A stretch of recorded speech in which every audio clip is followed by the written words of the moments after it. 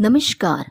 मेरा नाम वंदना चंद्रशेखर पाटिल है और आज जिस कहानी का मैं अभिवाचन करने वाली हूँ उसका नाम है दुख का अधिकार। इस कहानी के पात्र है भगवाना, उसकी बीवी और बच्चे और उसकी बूढ़ी माँ। तो चलिए शुरुआत करते हैं। मनुष्यों की पोशाकें उन्हें विभिन्न श्रेणियों में बांट देती हैं। प्रायः पोशाकी समाज में मनुष्य का अधिकार और उसका दर्जा निश्चित करती है। वह हमारे लिए अनेक बंद दरवाजे खोल देती है, परंतु कभी ऐसी भी परिस्थिति आ जाती है कि हम जरा नीचे झुककर समाज की निचली श्रेणियों की अनुभूति को समझना चाहते हैं।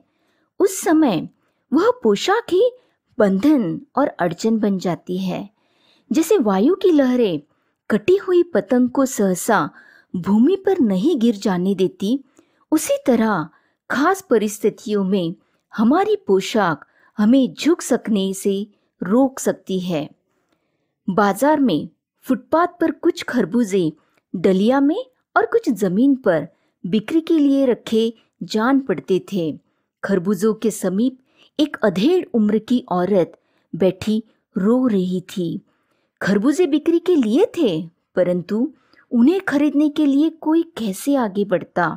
खरबूजों को बेचने वाली तो कपड़े से मुंह छिपाए सिर को घुटनों पर रखे फफक फफक कर रो रही थी।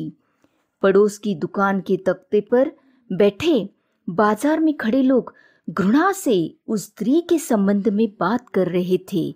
उस स्त्री का रोना देखकर मन में एक व्यथा सी उठी, पर उसके रोने का कारण जानने का क्या उपाय था। फुटपाथ पर उसके समीप बैठ सकने में मेरी पोशाक ही व्यवधान बन खड़ी हो गई। एक आदमी ने घृणा से उसकी तरफ थूकते हुए कहा, क्या जमाना है, जवान लड़के को मरे पूरा दिन नहीं बीता और यह बेहया दुकान लगा के बैठी है। दूसरे साहब अपनी दाढ़ी खुजाते हुए कह रहे थे, अरे जैसी नियत होती है अल्लाह भी वैसी ही बरकत देता है।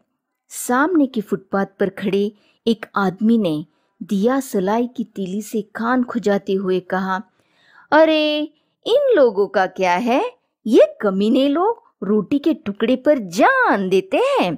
इनके लिए बेटा बेटी कसम लुगाए धर्म ईमान सब रोटी का टुकड़ा है।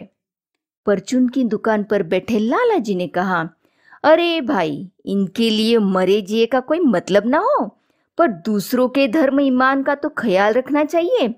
जवान बेटे के मरने पर 13 दिन का सूतक होता है और यह सड़क पर बाजार में आकर खरबूजे बेचने बैठ गई है। 1000 आदमी आते जाते हैं, कोई क्या जानता है कि इसके घर में सूतक है। कोई इसके खरबूजे खा ले तो इसका ईमान धर्म कैसा रहेगा, क्या अंधेर है। पास पड़ोस की दुकानों से पूछने पर पता लगा उसका 23 बरस का जवान लड़का था। घर में उसकी बहू और पोता पोती है। लड़का शहर के पास 1.5 बीघा पर जमीन में कछियारी करके परिवार का निर्वाह करता था। खरबूजों की डलिया बाजार में पहुंचाकर कभी लड़का स्वयं सौदे के पास बैठ जाता, कभी माँ बैठ जाती। लड़का परसों सुबह मुंह अंधेरे बेलों में से पके खरबूजे चुन रहा था। गीली मेड़ की तरावट में विश्राम करते हुए एक सांप पर लड़के का पैर पड़ गया। सांप ने लड़के को डस लिया। लड़के की बुढ़िया माँ बावली होकर ओझा को बुला लाई। झाड़ना फूकना हुआ, नागदेव की पूजा हुई। पूजा के लिए दान दक्षिणा चाहिए। घर में जो कुछ आटा और अनाज था दान दक्षिणा में उठ गया।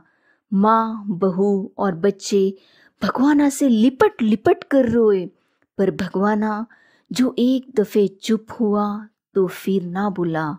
सर्प के विष से उसका सब बदन काला पड़ गया था। जिंदा आदमी नंगा भी रह सकता है, परंतु मुर्दे को नंगा कैसे विदा किया जाए, उसके लिए तो बजाज की दुकान से नया कपड़ा लाना ही होगा, चाहे उसके लिए माँ के हाथों की छन्नी ककना ही क्यों ना बिक जाए। भगवाना परलोक चला गया। घर में जो कुछ चुनी भूसी थी उसे विदा करने में चली गई। बाप नहीं रहा तो क्या, लड़के सुबह उठते ही भूख से भिलभिलाने लगे। दादी ने उन्हें खाने के लिए खरबूजे दे दिए, लेकिन बहू को क्या देती।